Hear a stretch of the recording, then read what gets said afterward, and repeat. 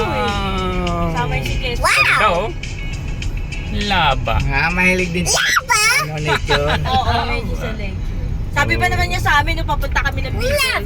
Sabi ko, we're going to see the Mayong, the volcano. Buti di wala kang nakita mga nature na ita.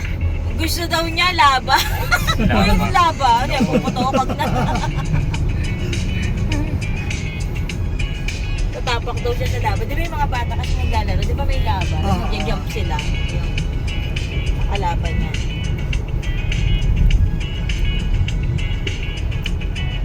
Ganda ng kakata. Laba. Oh. Where's she going? Where is she? Where's she going? Pag pumunta ka ng bulkan, ano yung ma-apektuhan sa katawan mo?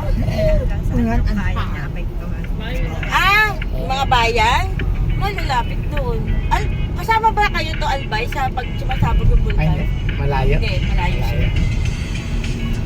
Alam ko yung mga malapit Malayo kang na. Pagsaw. Yung ano lang, yung sa Santo Domingo, yun, Tabaco. Domingo, Sabaco, Tagsawa, kasi nandun tayo sa ano eh. Where's come with me? Yung mga butbo.